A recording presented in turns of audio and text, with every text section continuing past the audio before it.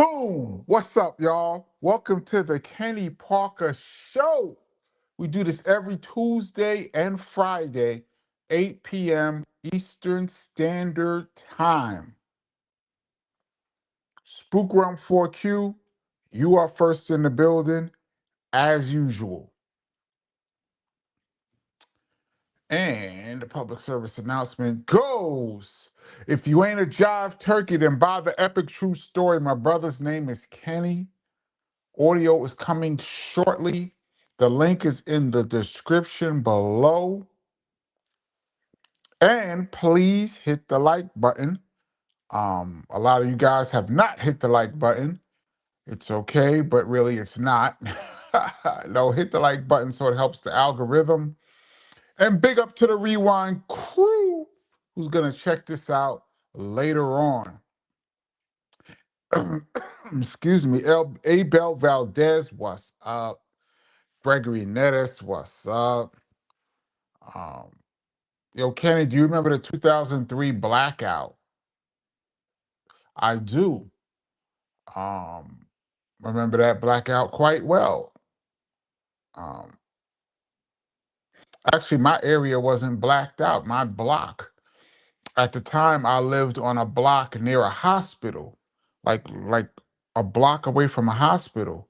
So I guess whatever generator or whatever way it's wired, whatever backup power that they had in the area kept this hospital on and like the surrounding couple of blocks. And what I remember, so my power never went off. The only reason I knew it was a blackout was because I was on my computer. At the time, I had an iBook. I was on my iBook and I saw a New York City blackout. And I'm like, a blackout? Where? And I went outside. I was like, oh. And what was funny was that there was a Chinese restaurant around the corner from me that was open and still had lights. And there were so many people inside and outside of this Chinese store that it looked like, if I didn't tell you it was a food place, you would think it was the outside of a club. If you had no idea what it was, you'd be like, yo, that club is popping. Look at all those people outside. It was the food, the only place that had food that was open. They sold out everything. So to answer your question, yes, I do remember the New York blackout of 2023, which is 2003, which was nothing compared to the blackout of 77. Um, John Walker, what's good? Let's see if I can run through this quick. Um,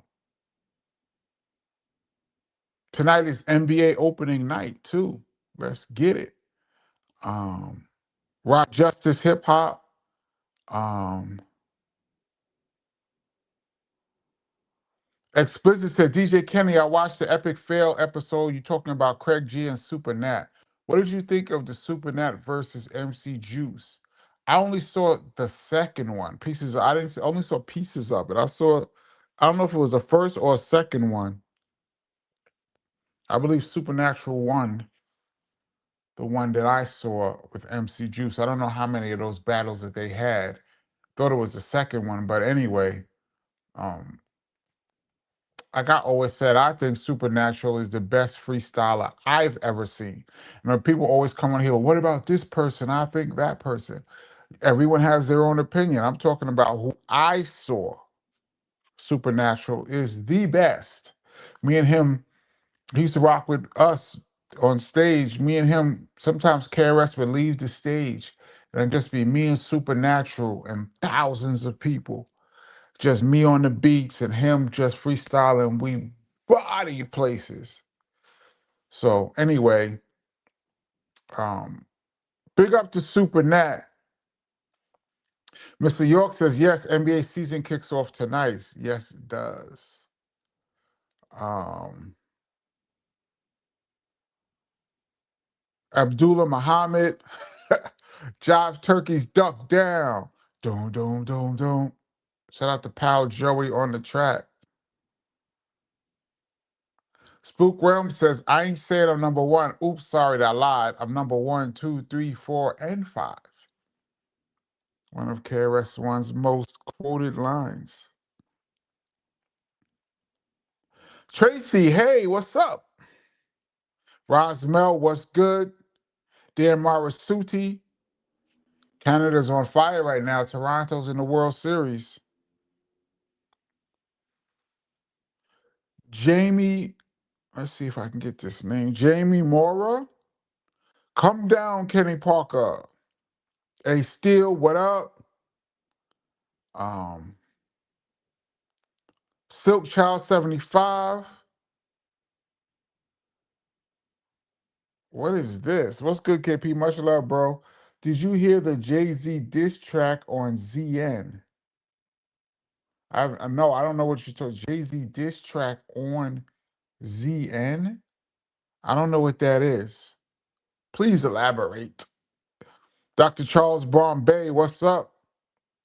MMA Crossfire, what's up? See, it's still adding aliases on the end of people's names. Samuel Gervais, what up? The Real Chef Daddy, what up?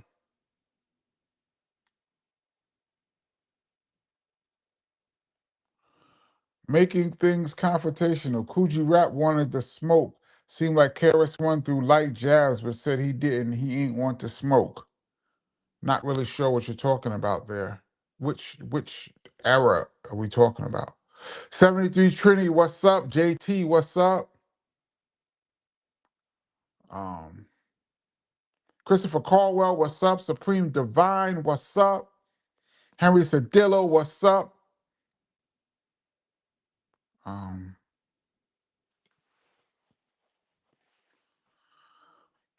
this is an interesting question, Dizzy. Hey, hi, Kenny. Would you ever date an artist? Do you think working in the music industry is hard on family life? I think it's brutal on family life. Um, would I ever date an artist? Sure, I would. Um, you never know who you fall in love with, but the lifestyle of an artist, like a recording artist, is unpredictable. Sometimes you're working long hours for days at a time, and then other times you might have days and weeks off. You travel a lot. People are in your business a lot, which helps destroy relationships. I think people should be more private in their relationships. I hate to see feuds between couples in the public sphere. I think it's horrible. Um, the children get caught up in the mix.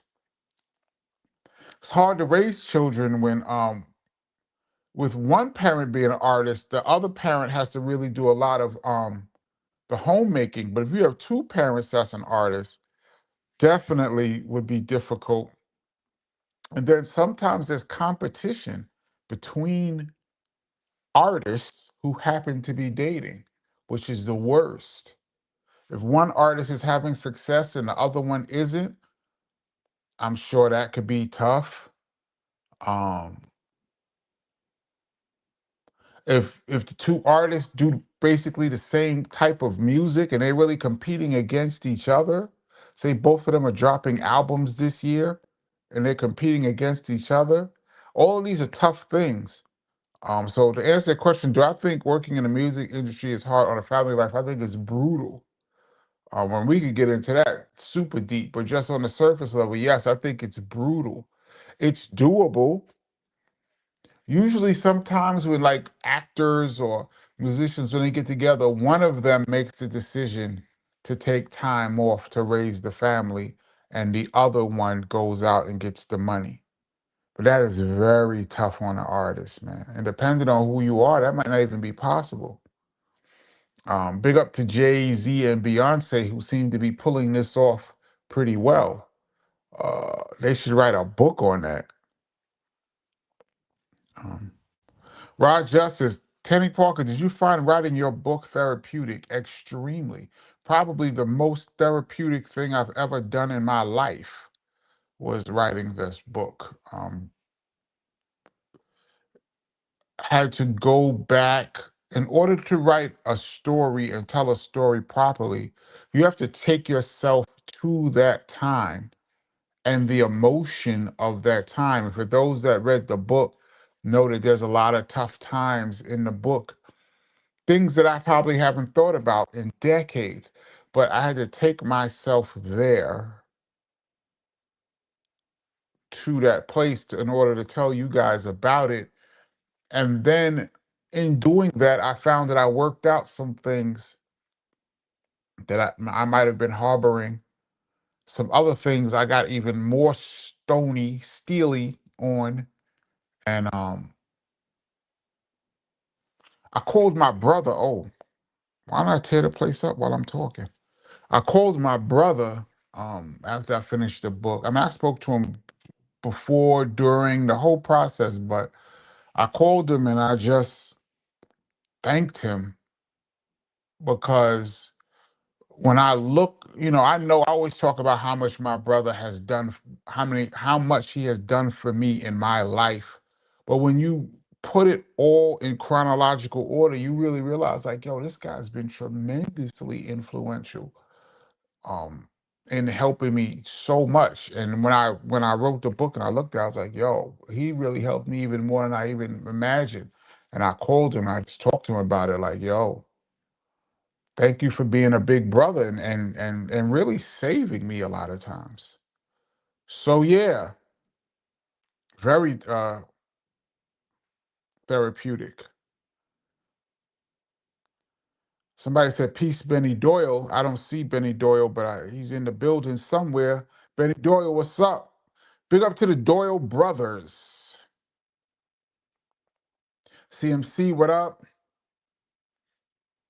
Um, Yankees says, yo, KP, have you heard the new Big Daddy Kane song produced by RZA? Some of it, yes. Also, have you heard the new Ice Cube and Scarface? No, those are two of my all-time favorites. Wow. No, I have not. I have to be on the lookout for that. Um, I saw I heard Kane's record with the RZA, and I happened to come across a MC Shan post today. I'm not gonna try to talk about it too much unless one of y'all bring it up again. Hopefully you won't, but if you do, I'll talk about it. But it's wild, man. Wild. Hey, China Doll. What's up, Cynthia? My friend from school.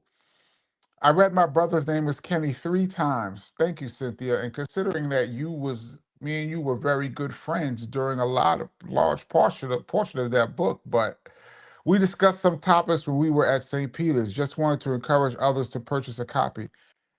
Any interest in writing again? Yeah, I have interest in writing again, but what I realize is that uh in this day and age, more people are into visual and audio than they are to actually picking up a book and reading it. So that's why the audio book is almost done. I'm really taking my time because I'm being very particular about how it sounds. And while that's coming, I'm just about done with it. I've been saying that for a while, but this is for real. I'm just about done with it.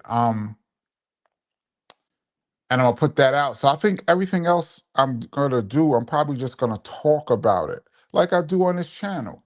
Uh, I've talked about enough things on this channel that probably would be in a part 2 of my book. I haven't really talked a lot about family stuff, but I talk a lot about industry stuff. That would be a part 2. But yeah, I'm interested. Thank you so much, Cynthia. That's my peoples from back in the day. Still my peoples, but um, Patrick Y, what up? James says, anyone figure out how to get our names back? I have no idea what happened, so I don't know. I'm gonna leave that alone. Explicit said, I know Juice and Super Nat battled once for sure. Maybe they battled once. Maybe that was the one I saw. And they freestyled together not long after. Pure respect for each other. I'm amazed at how MCs, especially in the battle world, like in that genre, can go at each other, be in each other's face. They be face to face, just disrespecting each other, saying all kind of stuff. And then afterwards, they just pound each other and walk it off. I guess it's like boxing, like any other sport. Not being an MC, someone in my face disrespecting me like that, that wouldn't sit well with me. Um, but they be going at it, and then just be like, okay, winner, loser. Some guys battle in multiple arenas. So we battled over here, then we did a battle over here. So this time dudes already know each other. It's crazy. I was at a battle that KRS was the host. I think it was Blaze Magazine. I think it was 1998. And Rock from Helter Skelter, the Rockness Monster was in it. A guy named IG Off was in it. Mace My Son was in it. There was a girl. A few people was in. I don't remember all the people that was in it, but it was a dope battle. At a place called Tramps, I think it was Tramps in New York, and I was in the crowd just watching it. And KRS was the like the host and like referee. Um, and it was dope. And DJ battles are dope too. I'm not really a DJ battle type of person, but I like to watch it. Um, Master Lee says, "What's up with Temple? Do you mean the channel or do you mean the temple? I have not been back to the Temple of Hip Hop since I went to the Temple of Hip Hop this summer, um, and I did a whole breakdown of what I saw, filmed, did a lot of filming and stuff. If you guys did not see it, check out my Temple of Hip Hop visit that I did. I probably did about 6 months ago. Yeah, it wasn't the summer, it was like March. It was like March. Um, So if you mean what's up with the temple as the building, I haven't been there since March. If you mean the temple, the channel, I don't know. That's on KRS. When he's gonna start it back. Sydney Rose says NBA is back with OKC repeat. Um, they could. There's gonna be some people that have something to say though, man. Watch out for Denver.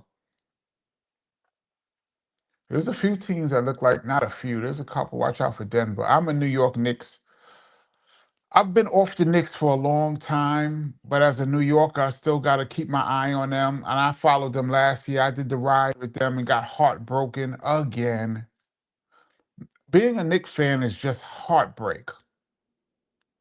I've been a Knicks fan since Bill Cartwright's rookie season. Bill Cartwright, Larry Bird, and Magic Johnson came into the NBA together. I think Bill Cartwright was third in Rookie of the Year voting that year. I've been a Knicks fan since then. So you just gotta imagine decades of heartbreak. But of course I have individual players that I like a lot, like KD, Luca, one of my favorites, Joker, Steph. So I'm watching. But yeah, can OKC repeat? Can OKC repeat? Absolutely. Silk Child 75 says, I was asking if you heard the new Jay-Z diss track on Nicki Minaj. Woo! Ooh, is that real? Is it not AI? It's real. Jay-Z decided to respond. This could get real ugly. Because Nicki has a real smart mouth. So, no, I have not heard it. This is the first I'm hearing about it. This is real. Wow. And you know what's the sad part about any Jay-Z battle? Beyonce is gonna catch a stray. You know that she's somewhere minding her business, and she's gonna catch one. Shout out to Beyonce, whom I've never met. Um, But yeah, no, I have to investigate that. This is news to me, what you're saying. And I'm falling behind like I do every week. Crusher Black or Kenny, what's your favorite remix ever done outside of Boogie Down Productions? I don't know if I've ever done a remix outside of Boogie Down Productions. I'm not gonna count Heather.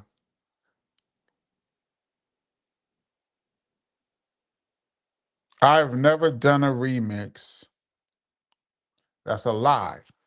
I did a remix for Yvette Michelle. The only remix I ever did, I think, was for Yvette Michelle, a R&B singer who was down with Funkmaster Flex. She has a song called "I'm Not Feeling You." I think that was her biggest song. I did a remix for that. Big up to Yvette Michelle. I did a remix for that. It only came out on 12-inch. Um,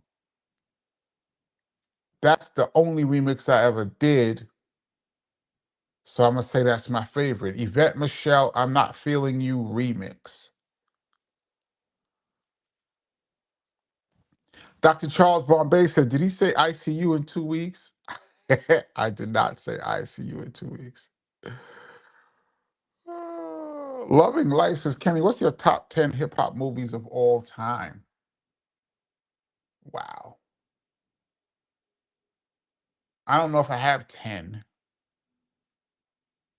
I only saw bits and pieces of Wild Style, but that is the movie. So I'm gonna put that in the mix. Wild Style, Crush Groove was my favorite. I saw that in the movies. I didn't really care for Beat Street. I thought it was all right. Only parts of Beat Street I really liked was when the Treacherous Three was rhyming the Christmas rap. I thought it was all right. I'm not even gonna put that in my top 10. Juice, is that a hip hop movie? I mean, there's rappers in it. I'm gonna say Juice.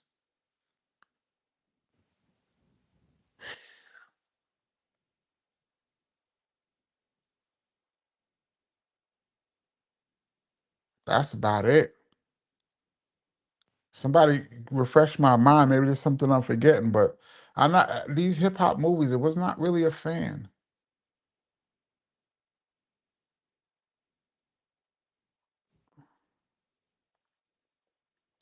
Samuel says, talking about Supernatural, KP, do you know why Supernatural never battles in the battle rap leagues like Smack or King of the Dot? Is he no longer a battle rapper? I don't know. Supernatural used to battle when he first came to New York in the 90s. He won the belt twice. Maybe he won, he won the world's, whatever you call it. Is a new music seminar one, and there's some world supremacy one, whatever. He was the back-to-back champ in '94 when he lost to Craig G. So I don't know if he doesn't do it anymore. I'm not sure. I haven't spoken to Nat in a long time. Yo, Nat, why don't you come on the channel? That's my dude. Corey Flood, what's up? Blaze Nez, what's up? Blaze Nez says, Kenny, what's your favorite blank cassette brand to record on back in the day? Probably Maxell Metal, but I started going once I got hooked to metal tapes. Once you go metal, you can't go back, man. Because TTK had tape. I'm gonna go Maxell Metal. Metal tapes were the clearest, man. They were the most expensive, but I think off the top of my head, Maxell Metal.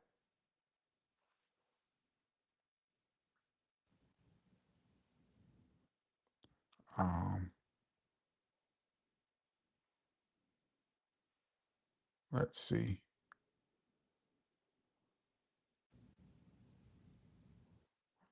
This is crazy, Mr. York. So, KB, what would you wish for if a genie gave you 3 wishes?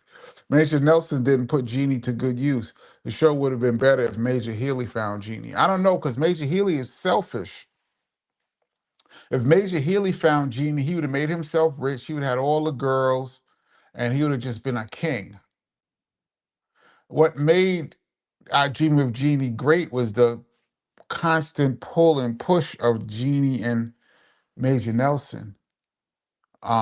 If I had 3 wishes,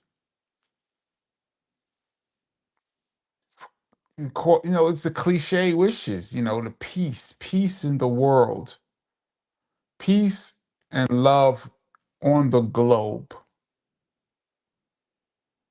And that would include feeding hungry people. And there's enough resources in this world for everyone to be fed. Those kind of things I would wish. Peace and love, health. But for the world, I would want to transform the whole world into my image that I become a king. um, I would end up being a king just like everybody else.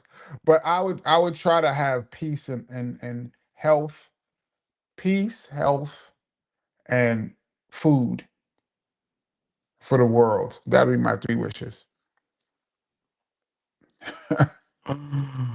Oh, Silk Child, thank you. Said LOL, I sent the disc to your Instagram page. Thank you. I'm gonna check it out as soon as we get off. Oh, that's wild if Jay-Z really responded. That would be crazy. This is random. Gregory Netta says, I actually like Cyndi Lauper better than Madonna. I like Cyndi Lauper too, but Madonna is a whole different animal.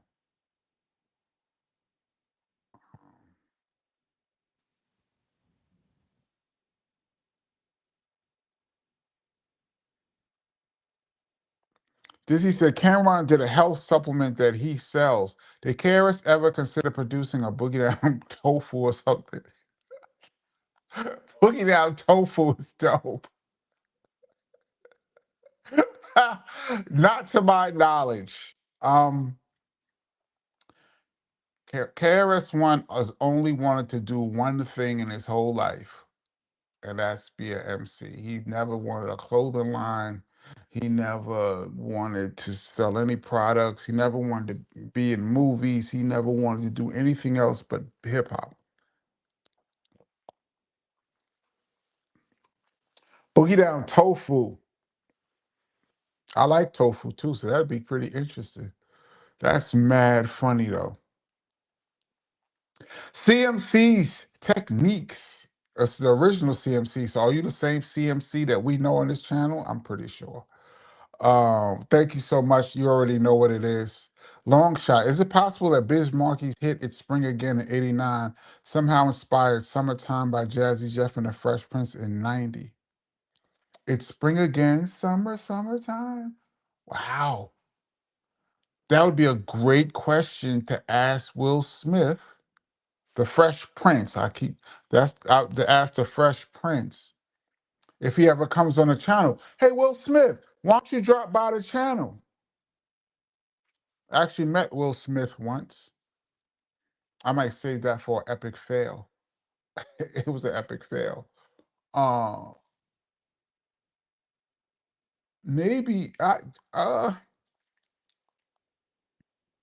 was in the studio when they were mixing the spring again too. Hence the Biz plaque behind my head. That's a great question. It's possible because then you would need a fall record or a winter record, right? To really bring it along. I've never heard that. This is the first I'm hearing about that.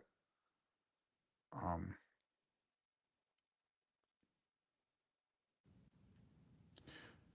Yo, KP, this is Danielle Ladard Freeman. You two screwed up my name with the Yankees. Oh, wow.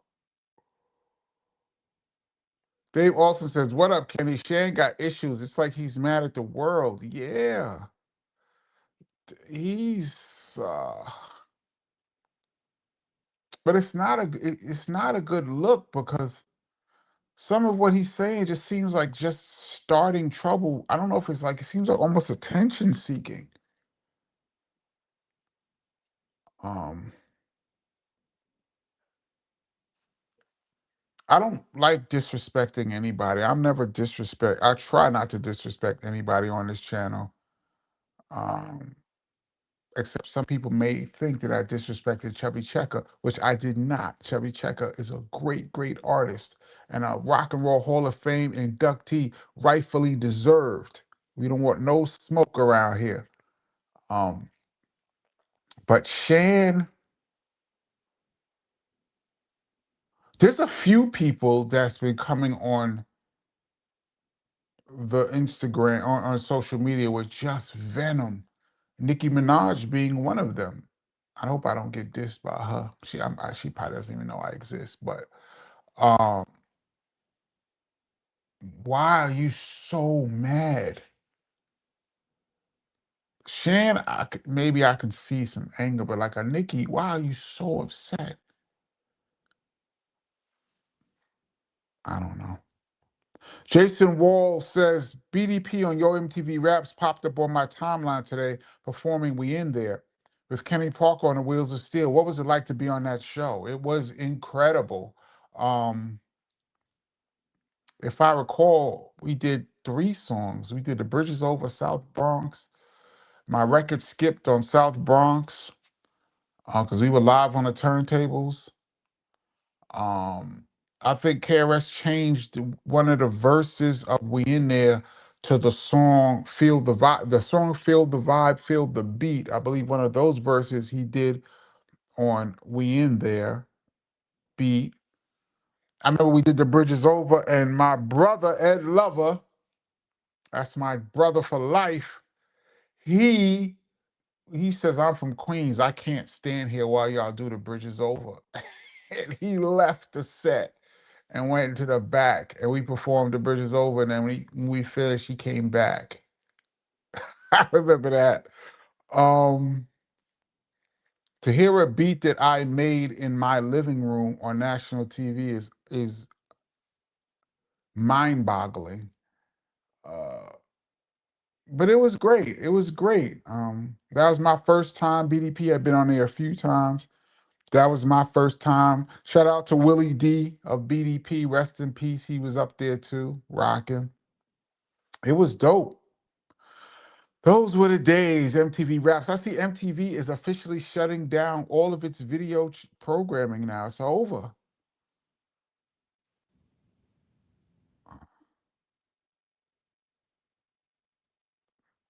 Corey Flood says, Kenny, the other best moments of this show is when you rant on your feelings on the industry. It's always a highlight to hear your views. Thank you. I go on my rants. But the problem is I've done these rants before, so I try not to beat a dead horse, although some things I have not really even elaborated on. I could still go even deeper into it.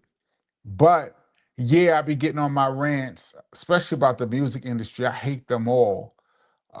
They're all suckers, every last one of them. Uh, Even the people that I know. I have some friends, I have quite a few industry friends, but I'll separate them from their job. You are good people and you're my friends, but what you do for a living is horrific. And I'm getting off of that. I'm not gonna rant today. Unless somebody see what happens is somebody will ask a question or post something that leads me down that road. Um, Live Sounds has peace and justice from Shaolin. Big up to Shaolin.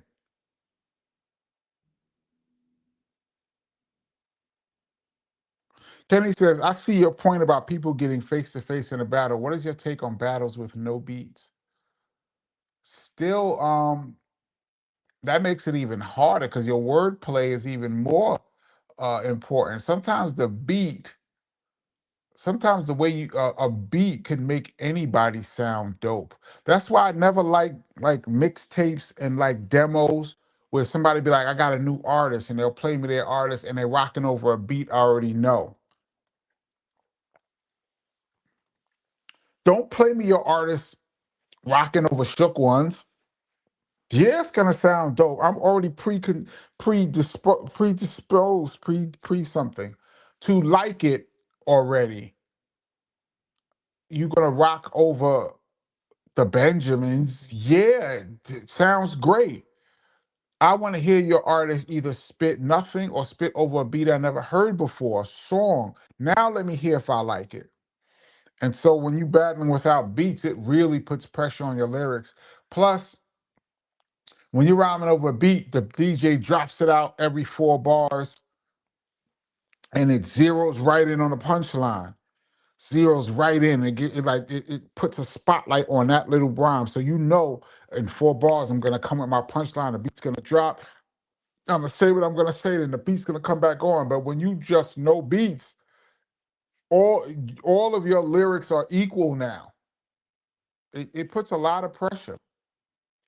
I think it separates the men from the boys.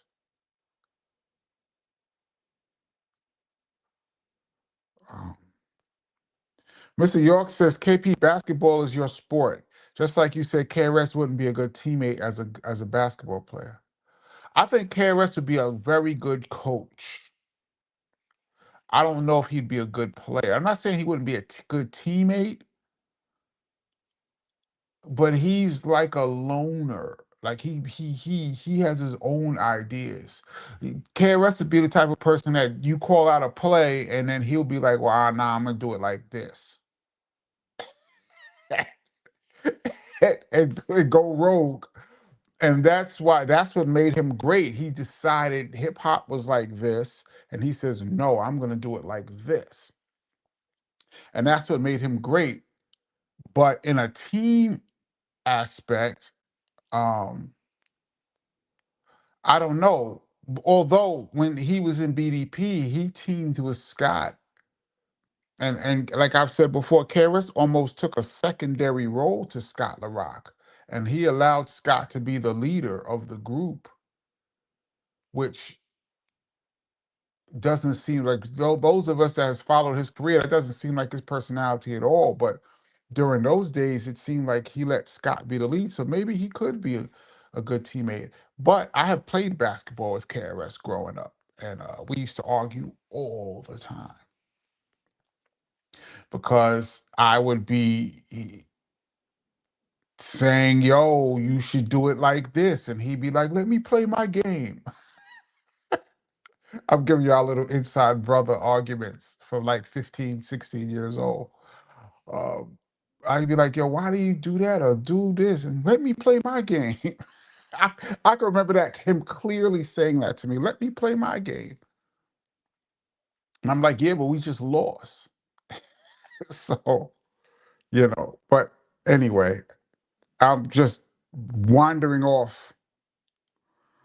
This is the Kenny Parker Show, y'all, and I'm on here wandering. Um,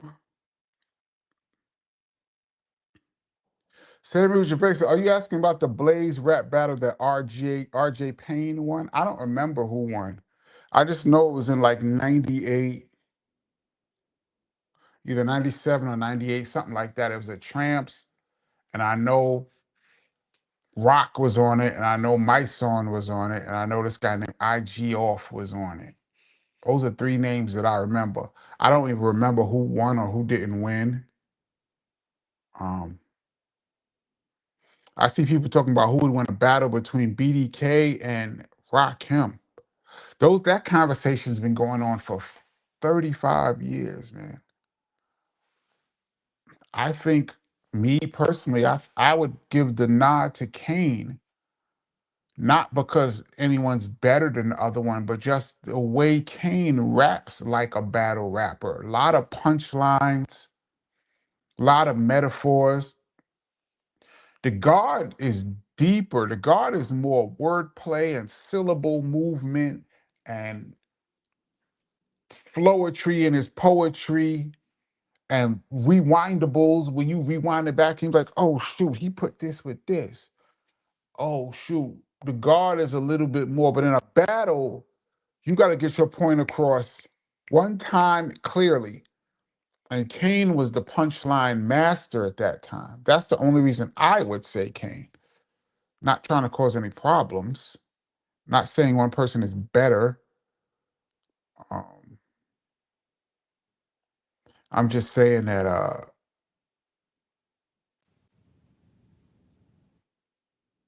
that's my analysis. The Lakers ain't going nowhere. Nobody knows who's going anywhere. Um, People could be a champion and lose. We've had what did we have? 3 or 4 different champions in the past 4 or 5 years. You don't know. Nobody knows. That's why you roll the ball out, Gregory Nellis. You can make your predictions now. Um, One injury could change everything. Mike Rock says there'll be another NBA team getting a chip. It's possible. Rich shot, yeah. Bill Cartwright had a gnarly shooting form. He was actually a pretty good mid-range jump shooter with that. He used to tap the side of the ball when he shot with like two hands. It was weird. You are correct about that. Somebody remembers Bill Cartwright as a Knick. Donald McCall says, I've been a Knick fan since Bernard King. I wasn't a fan of Bernard King. I was Bernard King. I was beyond liking him. I was him. Oh man. Kenneth Smith says, Rockness Monster said the exact same thing about why he couldn't battle like these dudes going hard in each other's faces. Yeah, but that's part of the game. Chris was breaking it down to me one time. Chris KRS, he watches all of those battle tapes. And he used to sitting around watching all of these tapes. And he's telling me, look at this, look at this. And he's showing me the different styles. This was like 15 years ago.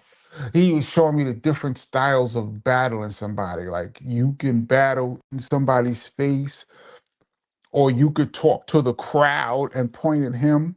Like you could rock the crowd and then like show the crowd what you're talking about, point at him. He's showing me like two or three different, like three or four different styles you can use in a battle. But the one where somebody they be getting right up on him with the mic, and the other guy just be like this, like it's just that is funny. Not for me though. Kenny, who was the guy that threw the basketball at Shaq after he got dunked on? I believe that was Chris Dudley from the Knicks, right? Shaq dunked on him, and then wrapped his legs around him or something, trying super disrespect. And Chris Dudley was like, man, and threw the ball at him. I remember that. That was super disrespectful. That might have been one of the most disrespectful moves I've ever seen any basketball player do. And when Scottie Pippen dunked on Patrick Ewing and they were standing over him with his, with his like between his legs and Pat's face. And Patrick Ewing pushed him off.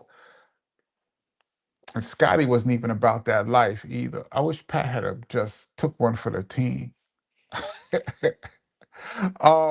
But yeah, I thought that was disrespectful. But when Shaq dunked and wrapped his legs around Chris Dudley, nah, bro.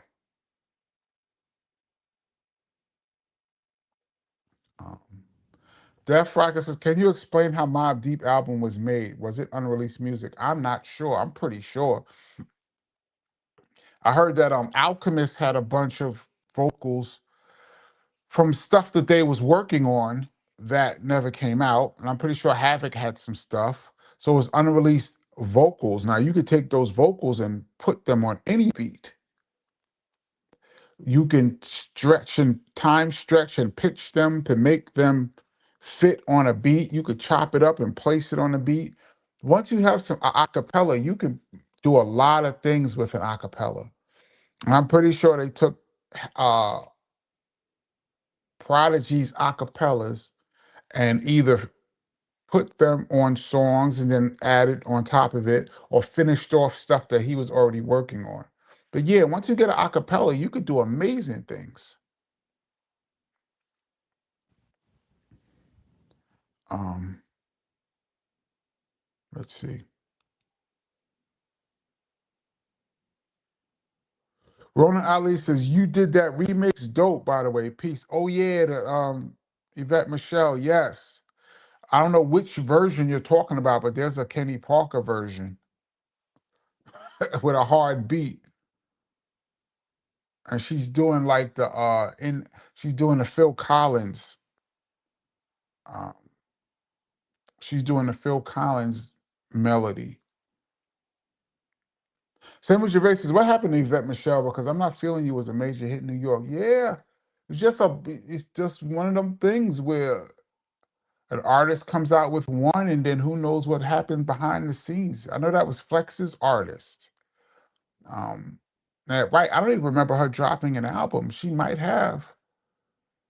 It's so hard to get a hit, man. You might catch one, but who knows? Probably some sucker A&R ruined her career. Um, let's see how far behind I am. I'm pretty far behind right now. Is it time for a Benny Doll scroll down or no? Um, and Be Real was a good hip hop movie. I never even heard of that.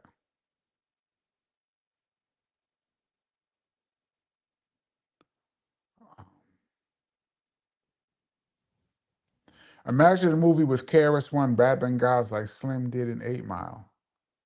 That would be dope and funny.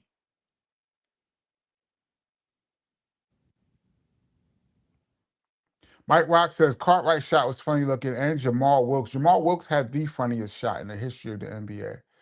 Bird. Bird wasn't terrible. He's just cocking from behind his head. I don't think it was terrible. Reggie Miller. Sean Marion had a wild looking shot. Yes. I remember Jack Sigma. I'm really digging right now. Jack Sigma had a crazy looking shot too. But I think Jamal Wilkes had the weirdest shot in the history of basketball at any level. This is a great question right here. Plotter no DC. KP, your brother, for example, is a hip hop artist still relevant today? Depends on who you're asking. Do you think any contemporary MCs will be relevant 20, 30 years from now? Well, you have to define an era. And I think certain people will define an era. When you go back and you talk about the 2020s, the 2015s or whatever, you're gonna pick artists that define the era. So you're gonna have to say, like, of course, Kendrick. Kendrick defined this whole year, last year. Kendrick, Drake. Will they still be rocking 20 or 30 years from now? I don't know. Um, even a Cardi B, more than her music, her will define this era. Now, will they be relevant? Will it relevant meaning will people still be talking with them? Will they still be making music? I don't know. When you become that huge, it's really hard after a while. The fall from that grace down is so far that I don't know. To me, somebody like Kendrick will always be spitting.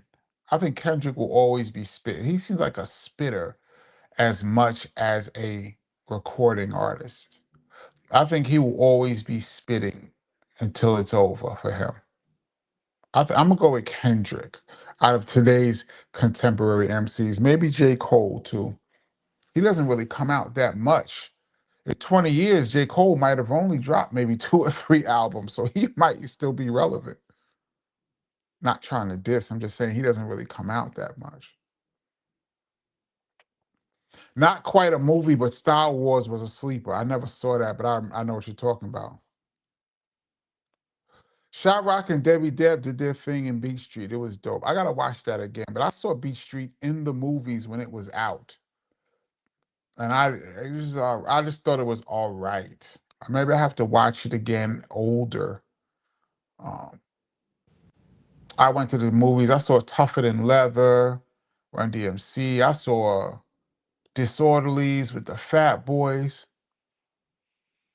I saw Who's the Man. I went to the Who's the Man premiere.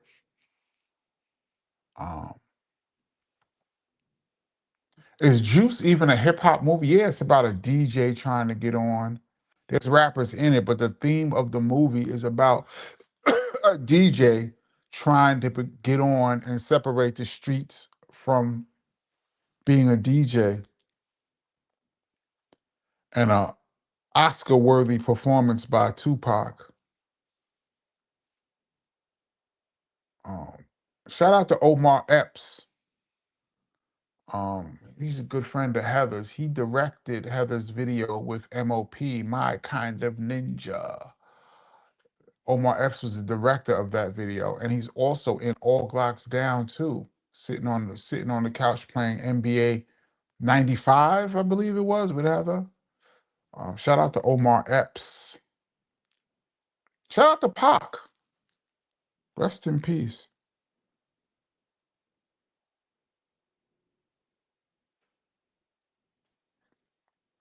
Live Sound says that Yvette Michelle remix was dope. I just had to throw it on during that dance hall HH mixing era. Thank you.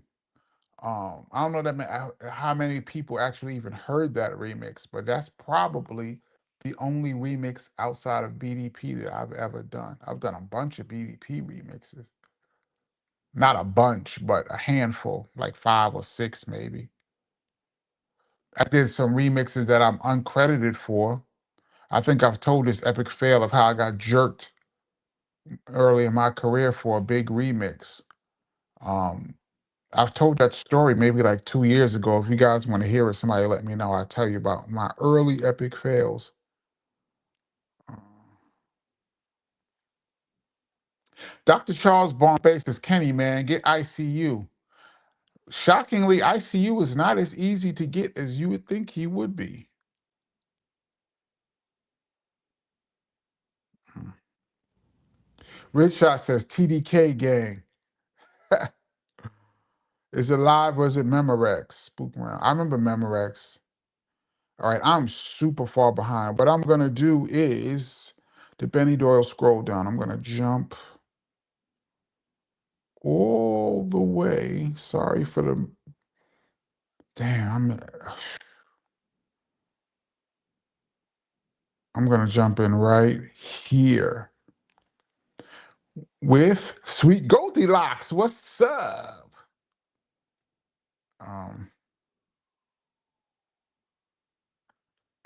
Emma Bad One says we used to call the suckers on the court John Starks. I actually like John Starks. He's one of my favorite players. Oh.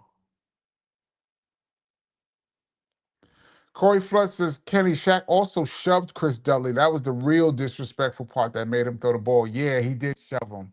He did shove him. More now that I think about it, he did shove. That was just so disrespectful. He did shove him. Now that I think about it, and I'm just thinking this off the top of my head. I don't even. I don't. I saw it live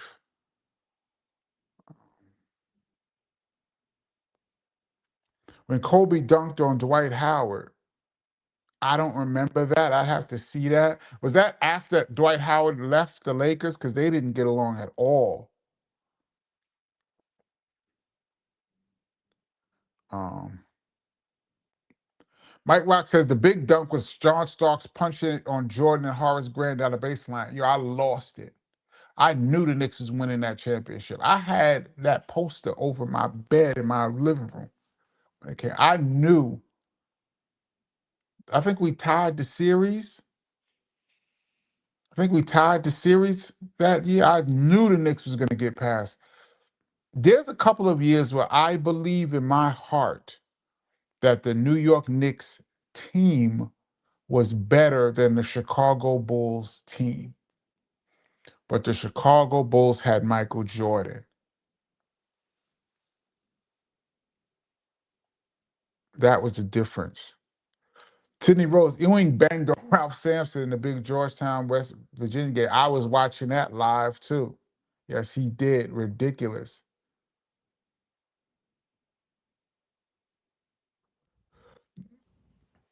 Pearl Washington pushed Patrick Ewing's button, Georgetown's button. I thought he was going to kill him if it connected. Georgetown used to fight every game. Yeah, he wanted to kill the Pearl. But Georgetown, John Thompson, the 80s was rough, man. I don't know if a lot of these dudes right now are really built for what was going on back in the day. They used to fight, and the ref used to break it up, throw a couple techs, and roll the ball back out, man. Them dudes, remember the year when Michael Graham was on Georgetown, the year that they won. That was a scary team. Because Pat would throw hands, Graham, Reggie Williams, David Wingate, they always throwing hands. Sean Kemp dunk when he threw his hands in the face. Yeah, when he dunked and pointed at my man. What was his name?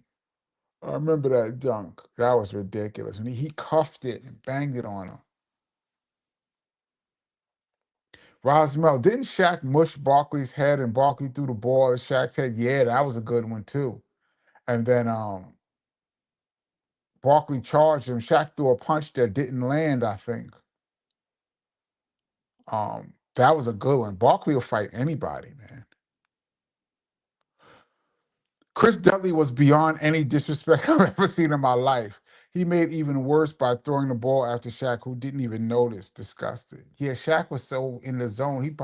Either he didn't notice or he didn't respect Chris Dudley so much that he just turned his back on him. Like, I did it. What? Like, I don't even. This dude ain't gonna do nothing. Chris Dudley had to throw the ball at Shaq. He had to stand up right there.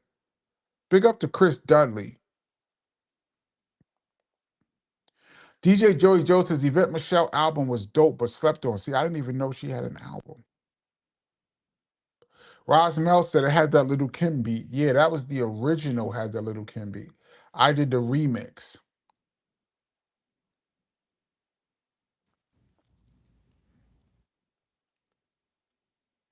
The most disrespectful thing I've ever seen was the game when Vince Carter dunked over Frederick Weiss. And Frederick Weiss lost his NBA contract over that. They was gonna bring him over.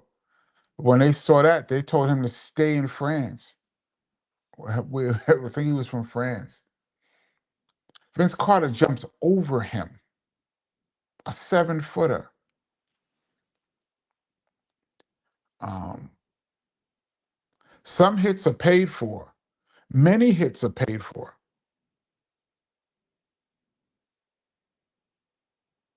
Um, Meta World Peace at the Palace was bad. That was the worst thing I've ever seen in the history of sports. And I was watching that game live too, screaming in my house.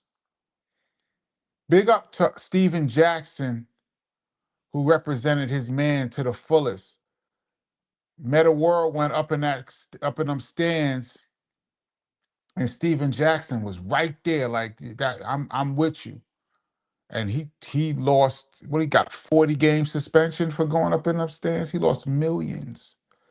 Um,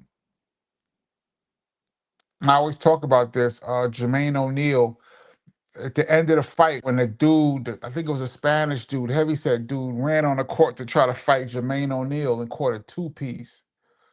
What was this dude thinking, man? He was so gassed up that he ran up on Jermaine O'Neal, 6'11", like 220-pound specimen.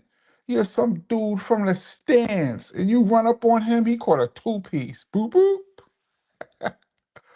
Do y'all remember when the Yankees and the Red Sox used to have those heated battles? And the assistant coach from the Yankees, he was an old white man, tried to run up on Pedro at the mound.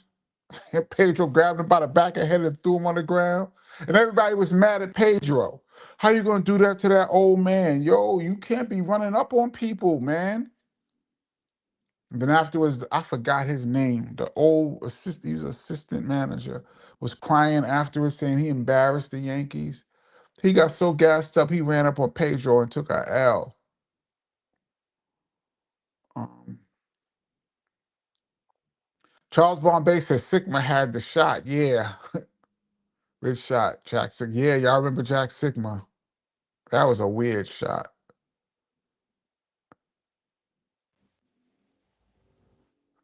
Emma Bad says, Kenny, do you ever think about when you're out of here?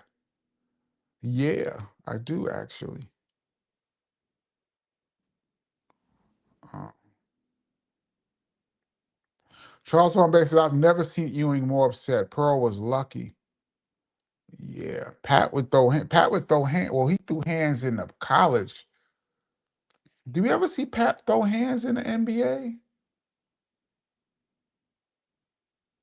Can't remember. I can't remember if Pat ever threw hands in the NBA.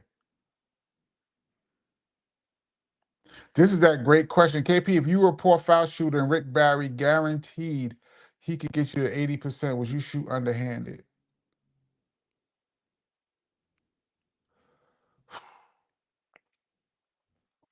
See, I think I can get to 80% shooting regular form. Now, 90 is Rick Barry was a 90% shooter. 90 is a different ball game.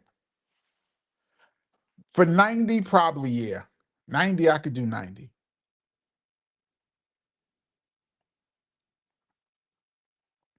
CMC says the clothesline by Roger Belt versus Kobe in '06. I don't remember that clothesline. Only clothesline I remember is when Kurt Rambis caught a clothesline from Kevin McHale. That's the only clothesline I remember. Um, I'd have to look that up. Clothesline, Kobe. Why, Kenny? Why didn't BDP perform at Rap Mania back in the day? Who knows? Maybe this just didn't book. I have no idea. I never got into the part about the bookings and stuff like that. That wasn't in my lane. I used to just show when we had a show, I'd show up. Wherever the show is, that's where we're going. I never found out like why we got booked for here or there. Um,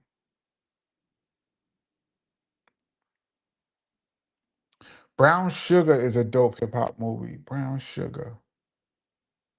I don't remember that. Probably didn't see that.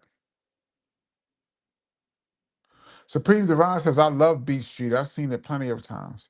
I think I gotta watch Beat Street again. Maybe it got a bad rap, but when I saw it, um, I didn't really. Kenny, you never saw Wild Style? Yeah, I saw Wild Style. Not, I didn't sit and watch the whole thing. I saw it in pieces. I've seen all of it, but not in one sitting. Yeah, I saw Wild Style. I saw the battles between the Cold Crush and the Fantastic Five. I think it was Fantastic Five.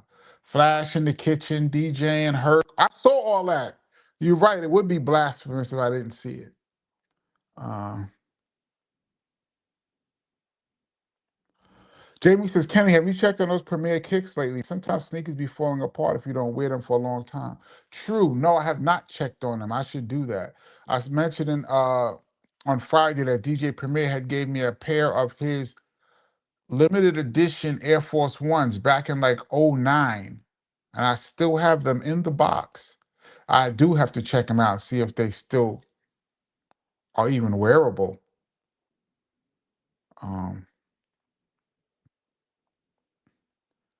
my friend wants to know what's your favorite NBA basketball and NFL team. I don't have an NFL team. I don't really watch football like that.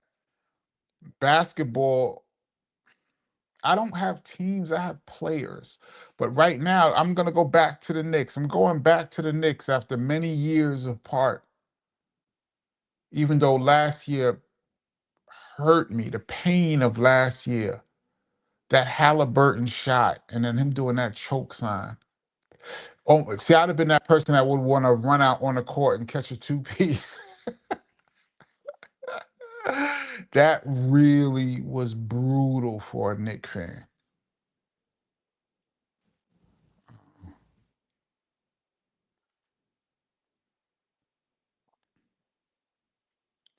Let's see.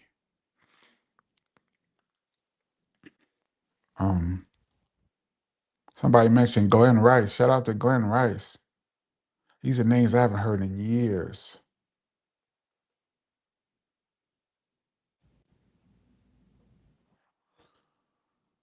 Kenny, as you're looking up to your right while you're speaking, what are you looking for? It's showing me a counter of uh super chats and um comments that I missed is on the left. So like if I'm talking, I'll see how many comments have come by. Sometimes when I tell y'all a quick story, I'll look and it'll be 60 comments have passed since I started talking. So it's right up there. So that's why I'll be looking to see, you know, what's going on. And I'll be like, yo, I'm 70 comments behind. Let me scroll down. Uh, B.R. Valentine, a DJ ain't hip hop? Absolutely. What did I say? I said a DJ isn't hip hop? Did I say that?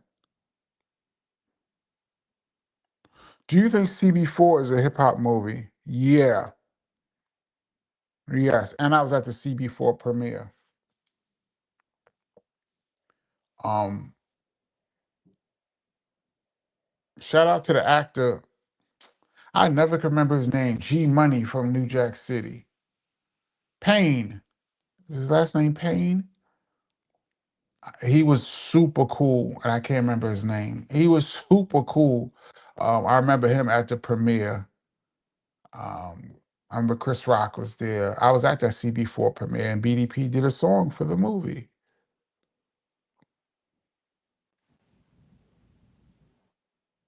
Um,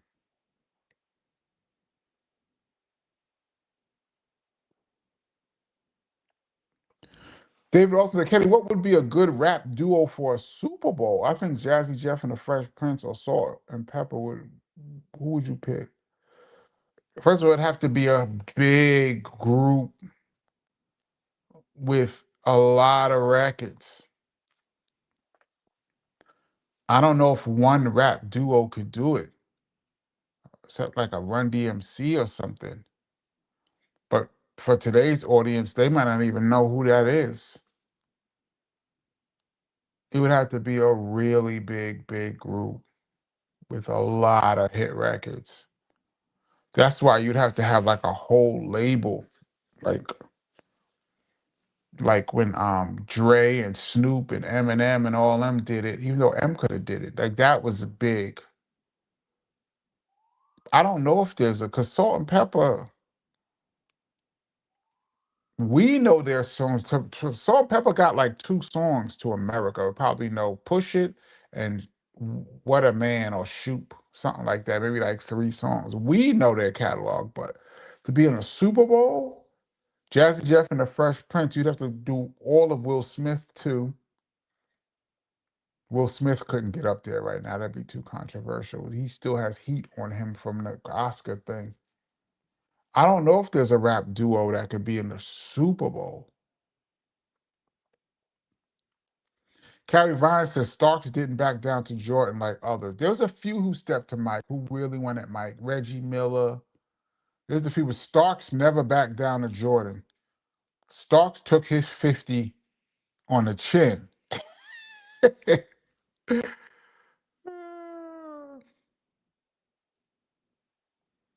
Anthony Mason is my favorite Knicks player. Rest in peace, Anthony Mason. I used to see him out and about in the clubs. He used to hang out a lot.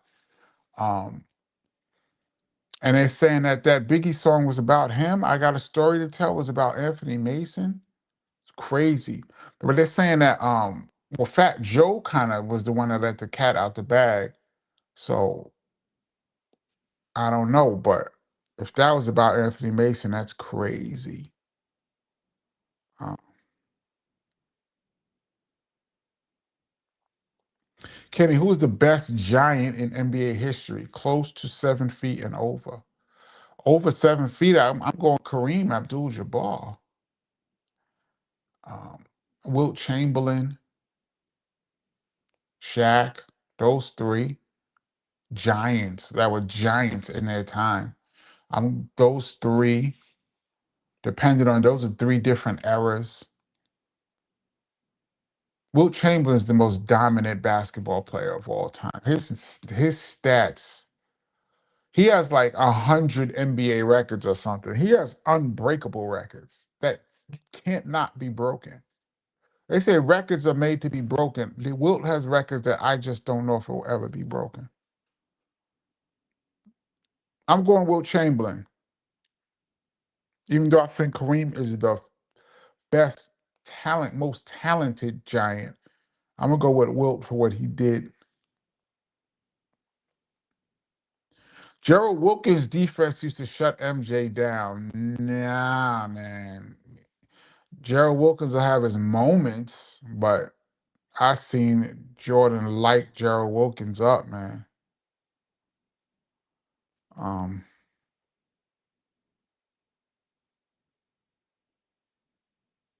yeah, it was Alton Lister. Good one, Jason Wall. That's who he dunked on and pointed at. Teams used to not in the Big East used to be scared of Georgetown. Teams in the Big East were scared of Georgetown. They used to fight every on national TV. They used to fight every time. Nothing beats Dr. J and Larry Bird. Yeah, because we didn't see that coming. And they kind of jumped Larry Bird. Didn't Barkley come from behind and yoke him up? They said Larry Bird was talking so much trash to Dr. J, he got tired of it. Doc never had a fight in his life. Dr. J had to be one of the most respected players of all time, and Larry Bird was able to get under his skin. Doc wanted all of it too. Um, C. Ryder said the 80s, 90s NBA would break skinny Wemby. I don't understand Wemby. I don't understand NBA basketball these days. So the other day I was watching highlights. 7 times up and down the court. It was 7 3-pointers and 7 trips up and down the court. 7 3-pointers. I'm not a fan of 7-footers shooting threes. Wemby is extremely talented, but when he's dribbling out on the perimeter and shooting fadeaway 3-pointers, that makes him just as good as anybody else. I mean, not that makes him a good player. He'd be great around the rim. He's unstoppable, but he dribbles around and between the legs and behind the back and shooting jumpers and floaters. I'm like, he's 7'4". Like I guess for this era, it is what it is. But I don't understand a 7-footer shooting 3-pointers. I'll never get over that unless you're Kevin Durant or something.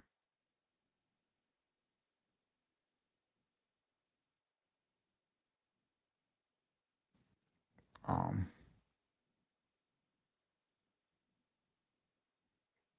Jason Wall says Artest was from Queensbridge, I think. Yes, he was. I seen Ron Artest do an interview, and out of nowhere, he was like, I think it was Kirk Sager. He was like, shout out to Queensbridge.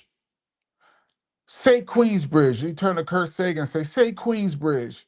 And Kirk Sager was like, what? He's like, say Queensbridge. And Kirk Sager was like, Queensbridge. He's like, thank you. Shout out to Queensbridge. Like he was really made Kirk Sager say it.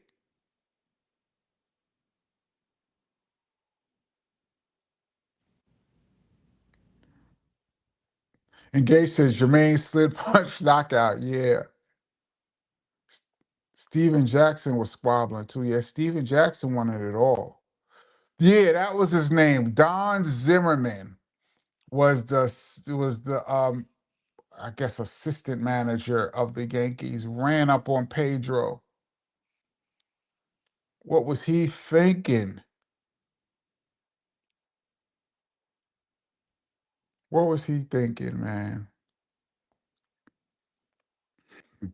Jermaine gave him that boot back. Yeah.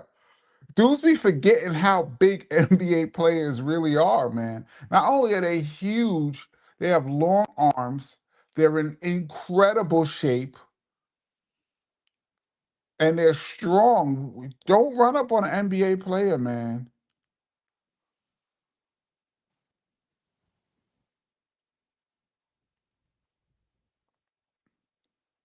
Oh, man.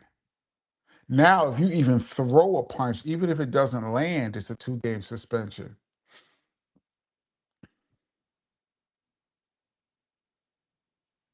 Talking about Sprewell choked PJ. Yeah, that was crazy too. Imagine by today's standards, there would be footage of that. Footage of that would have leaked out by today's standard. Talk about internet on fire. That would have broke the internet by today's standards. Footage of Sprewell choking his coach would have been crazy. You know how many memes that would have been?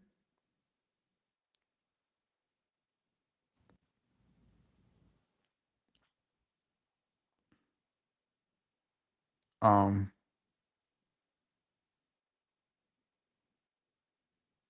let's see. Yes, I do remember when Chris Childs gave Kobe a 1-2. Yes.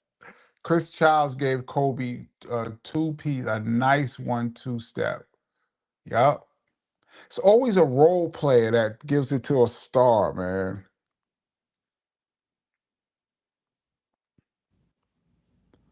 Um, uh, Crusher Blackwell, did KRS get paid when Jermaine Dupri sampled Why Is That for Welcome to Atlanta and Love's Gonna Get You for the Brats Ghetto Love with T-Boz? He did not. First of all, Why Is That is a sample. So Welcome to Atlanta, you don't have to clear it with KRS. You have to clear it with the person KRS sampled it from. Not sure where the original sample came from. Love's Gonna Get You, I'll tell you a story about sampling. Love's Gonna Get You, BDP, big hit, 1990. The following year, Crisscross comes out with that monster album. I think it went 4 times platinum. And they sampled Love's Gonna Get You on one of the songs on their album. Was it Warm It Up, Chris? One of the songs on that Crisscross album has a Love's Gonna Get You sample. So, of course, Jive Records steps to Columbia about the sample. They didn't clear it. So, I believe the numbers was Columbia paid Jive 80,000 for using that record. They settled on 80 grand. The only problem was in Love's Gonna Get You, there's a sample that goes, Love's gonna get you, love's gonna get you, love's gonna get you.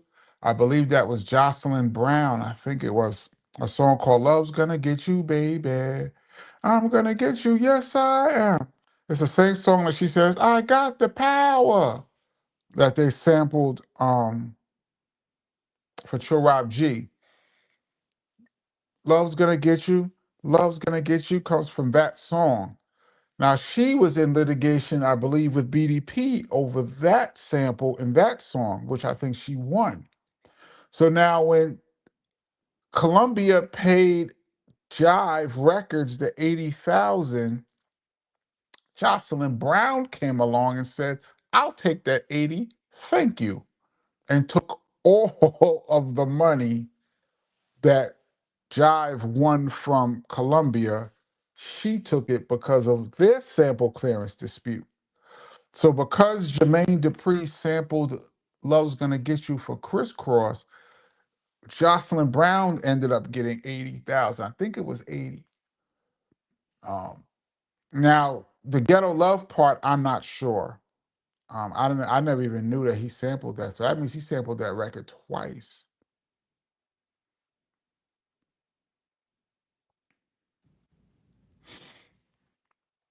R.I.P. D'Angelo. Brown Sugar album hit 7 times platinum eligibility after his passing.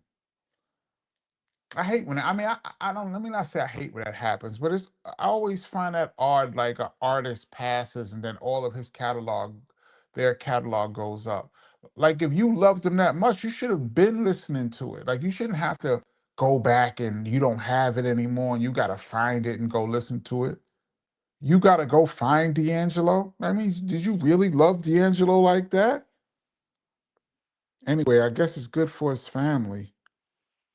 7 times platinum eligibility. Crazy numbers.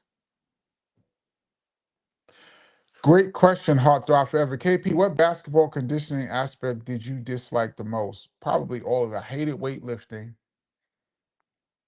Hated weightlifting.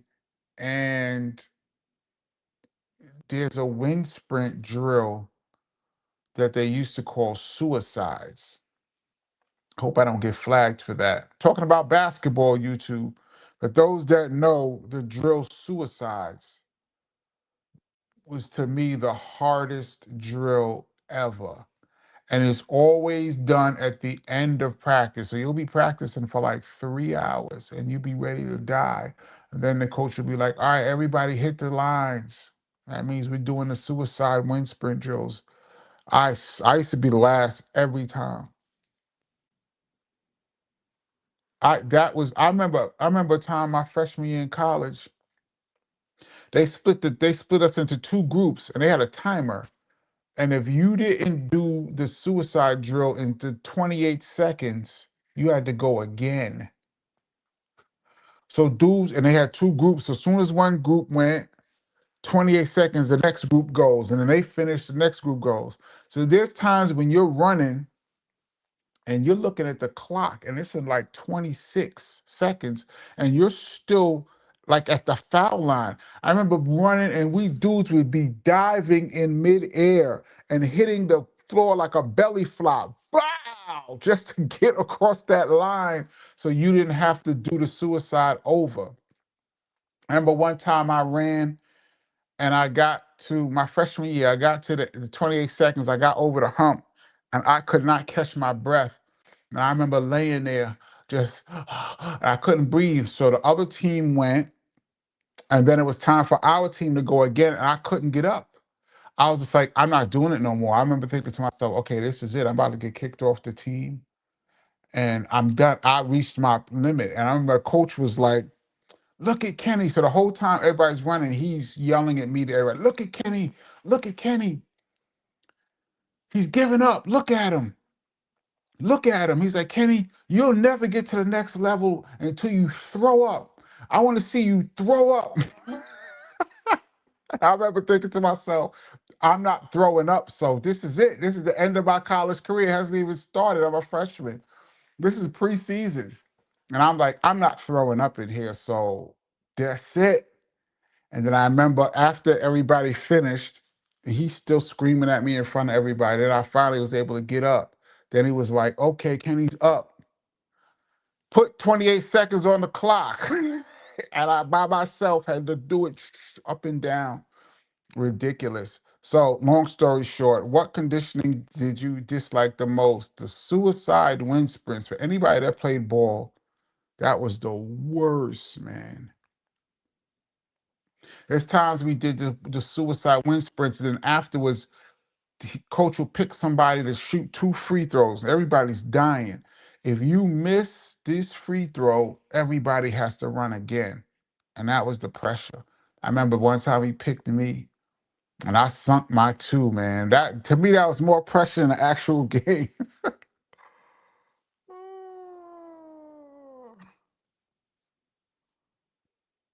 Charles Bombay, Kenny, are you putting out any BDP or Kenny Parker merchandise? I was just talking about that with somebody today. I can't put out BDP merchandise. I don't own that. KRS is doing much BDP merchandise. I believe it's on the website. I can't remember the website. I think you can go to templeofhiphop.org and find BDP gear. I think it's templeofhiphop.org. Or is it he has a KRS One website too. One of the two, you can find all kind of BDP gear. Kenny Parker merchandise, I'm working on.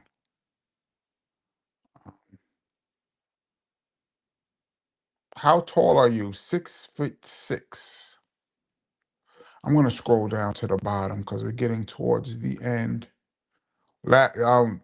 Tuesday we went to 2 hours because Heather B came on the channel causing problems that ended up being an extra half hour of me and her arguing.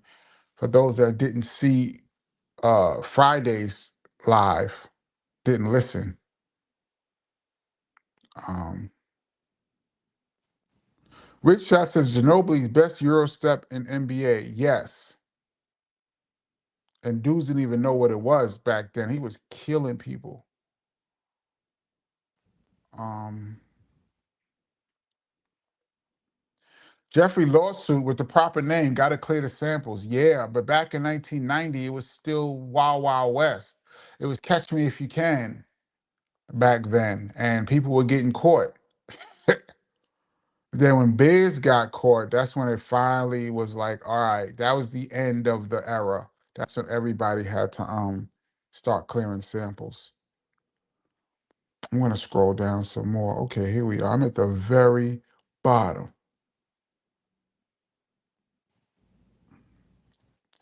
JT says, "Is it wrong that I used to enjoy suicides?" What? No, it's not wrong. It's just you must have been in tremendous shape, JT. I was the worst. I was the worst. I remember one time I was running suicides, and I'm gonna shout out my man Derek Howell. He was our center. He was 6'8". I remember running the suicides, and I was like, I feel like I'm gonna pass out.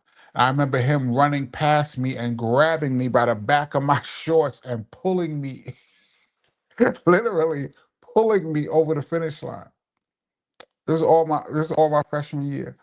And I remember the coach going, I've never seen anything like this in my life. I literally got helped across the finish line doing suicides. It was the worst, man. It was the worst. Anybody out there that played ball knows what I'm talking about. Um, let's see. Sydney Rose says running the line, suicide's crazy. Yeah, man. If you don't play ball, you don't really know what I'm talking about. It's like there's a full court. You have to run. You start at one side and you run from the end line to the free throw line and then back. And then from the end line to half court, then back. Then from the end line to the other free throw line on the other side of the court, then back. And then all the way to the end, and then all the way back. And we had to do it in 28 seconds. And sometimes you be running and you be at the free throw line with 26 seconds to go, and you only at the free throw line. Yo, dudes used to dive and slide and crash into the wall. It was crazy. Um, most people have no idea what I'm talking about, but for the few that do, shout out Heather B, aka Heather Bully, Bully B. Heather Bully, yeah. Bully B was in here trying to bully me. Um,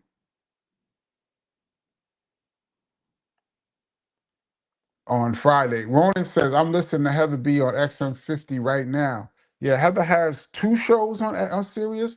She does Sway in the morning. Shout out to my brother Sway, Swayze. Shout out to Tracy G, the whole crew. She does Sway in the morning, and then she has a show in the evening. Um, is it the Fly Ride? I think it's called the Fly Ride. Um, we're 1 minute away. Might go over just a little bit, but I'm trying to stay in the framework. I'm not trying to go super late. But Boogie Down Productions Rock and Roll Hall of Fame 2026. That would be fantastic. Don't know if KRS will accept the award. If he doesn't, I think I will go up there and accept it for him. That would be great to get nominated. That would be really dope. Mr. York says Wilt Chamberlain and Wes Unseld are the only two players to win Rookie of the Year and MVP in the same year. That's crazy. And Candace Parker. I'm gonna shout out Candace Parker too. Um, yeah, JT said Friday was epic. H Bully was in the building. Man, I got so many Heather stories, bro. Yo, I could do a whole epic fails, epic wins. I could do so many. Rich Shot says free Bully B.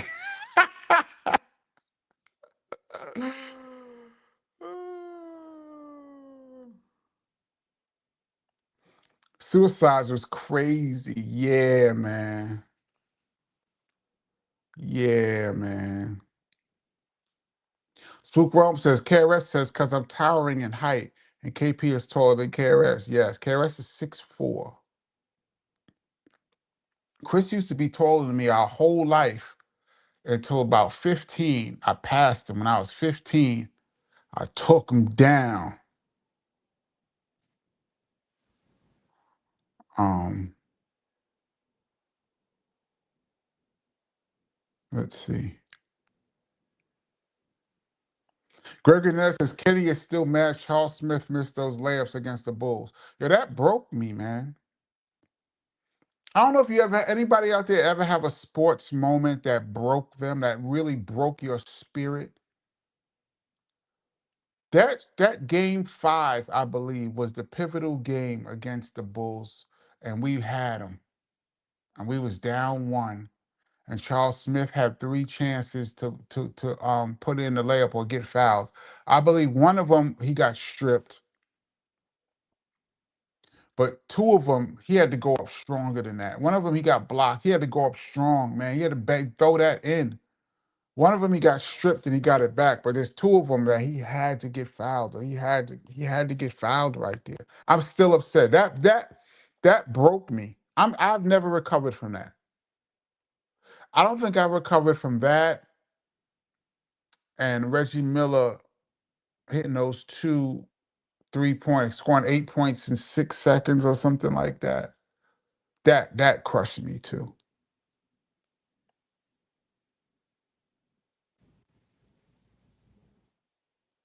Spook Realm says, I'm with you, KP. I was in excellent shape and still hated suicide. Yes, man. Whoever invented that was evil.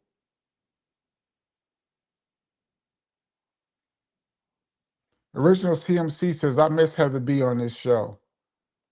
Yeah, maybe one day we'll have Heather B back on here.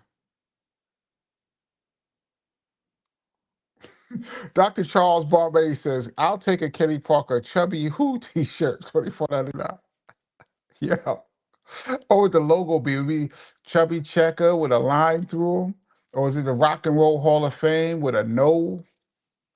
That would be crazy. Y'all trying to get me beat up, man. I don't want no smoke. Let's see. Heartthrob Forever says, we need a documentary in addition to your book, KP. Yeah, that'd be dope. I would love to do a BDP documentary. Matter of fact, me and Chris was talking about the 40th anniversary of Criminal Minded is coming up in 2 years, and he's working on something. And he has a footage already because the 25th anniversary of Criminal Minded, he had put together a documentary of Criminal Minded behind the scenes. He talked to Marley Marl, said G, he talked, I talked, Red Alert, all kind of people was on it. And he had the footage and he's putting it together, but then it didn't come out. So now, 40 years later, he still has that footage. So he wants to bring that footage and add to it and make a documentary about the album. But I would love to do a real BDP documentary. I think nobody else can really do it like me. Outside of KRS, I don't think there's anybody that can do it like me. I'm not trying to say I'm all that, but I think I understand BDP and I think what I think people would want to know. I think I could do it. Uh, but yeah, that would be dope. That would be super, super dope. We're in overtime, y'all. This is the Kenny Parker Show. We do this every Tuesday and Friday, 8 p.m. Eastern Standard Time. Please hit the like button if you get a chance. It really helps the algorithm. Big up to the Rewind crew. I'm going to go a little bit more and then I'm going to jump off.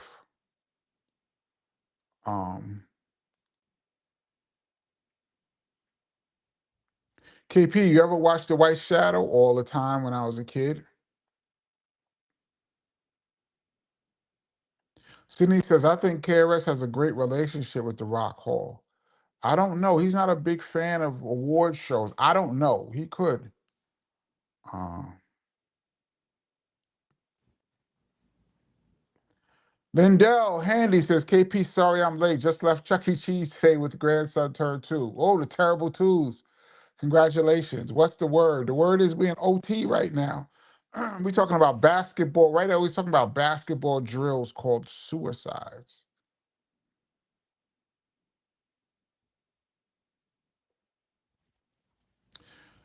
Yo, Kenny, your convo on suicides is hilarious, but can we still say it? I don't think so. We can't even say that word. This whole conversation might get flagged by YouTube. Um, call them let's say wind sprints. But it was more than wind sprints, man. It was properly termed.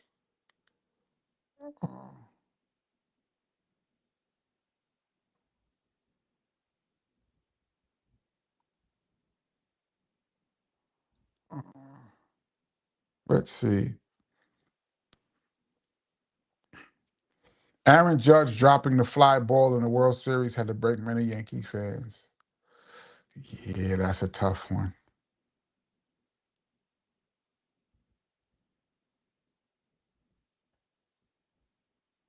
I'm a Raps fan, Kenny. Yes, we've had those break your spirit moments. 3 years getting knocked out by LeBron. Um, 1666 was some tough, hard times. Yeah. But was there like a moment, like when you had it, and then there was a moment that broke you, like dropping a ball or missing a layup or somebody hit a half court shot, something that just you're like, no way. And then next thing you know, your team is eliminated. CMC's wasn't Heather in Dead Presidents? Yes. Heather B was in the movie Dead Presidents, and I went with her down to the set. Shout out to the legendary Hughes brothers. Um, yeah, Heather was there. She got a scene with Keith David, the legendary Keith David. Yep, Heather was in Dead Presidents. All right, I'm jumping off soon, y'all. I'm jumping off soon. I'm at the very bottom. Um,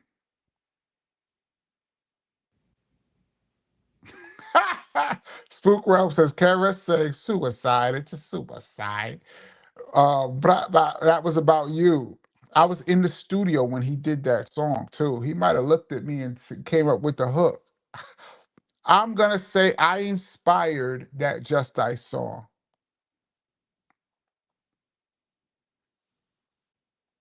By the way, Kenny, Charles Bombay is Benny Doyle. I knew that, but I didn't remember. Not sure if you know yet. It's only been 2 weeks. I knew that and forgot. Benny Doyle, what up? So it's the Bombay scroll down now?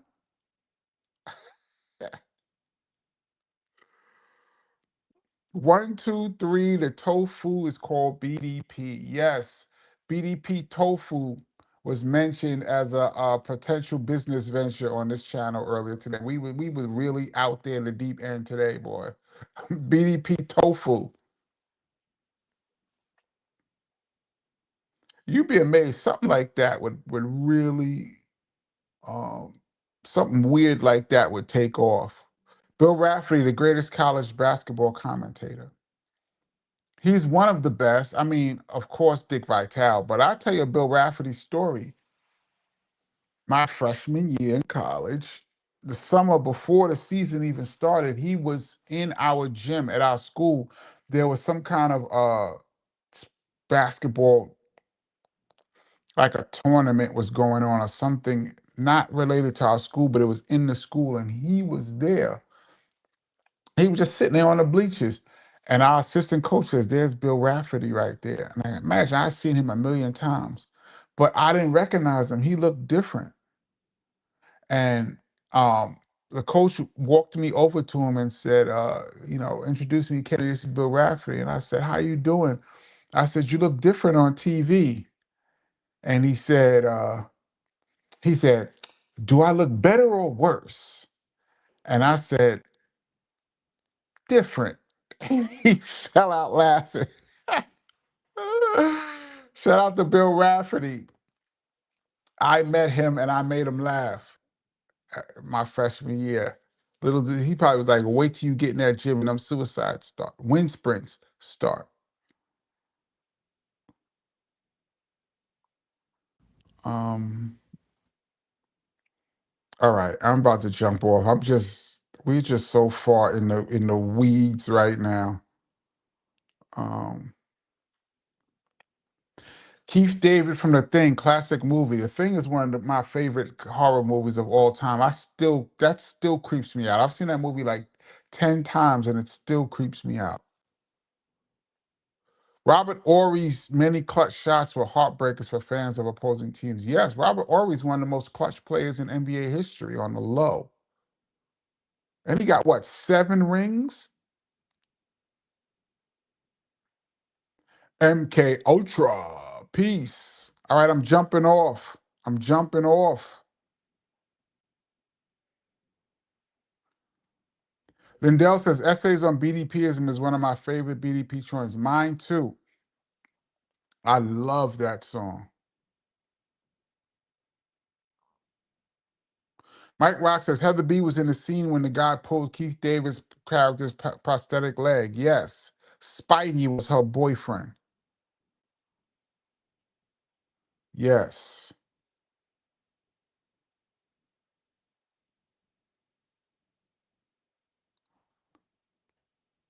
Thank you, Spook Realm. I might leave it on this note right here. We truly appreciate your dedication to us, Kenny. It means a lot. Thank you so much. It means a lot to you for you guys to be dedicated to me as well. You are truly a class act, rarely seen these days. Down to earth is an understatement. Thank you so much, Spook Realm. Yeah, we're family here, man. We're trying to make it bigger. By the way, I'm very close to having a guest on Friday. If everything goes well, we have a big guest on Friday. Forgot to mention that. Working on that. If everything goes well, we got a nice guest, somebody who I've been wanting to talk to for a minute. Um, but yeah, that's we just trying to be a family here and keep it positive and intellectual. Um,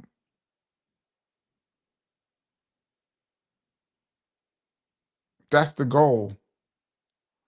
All right. I am officially getting off. I'm gonna watch this Lakers Golden State game, and I will catch you guys, God willing, on Friday, 8 p.m. Eastern Standard Time. You guys have a great week. Um, JT said the guest is Chuck Chill Out. No, but Chuck Chill Out, we got to get him up on here. Um, all right. I'm out of here, y'all. I will catch you guys Friday.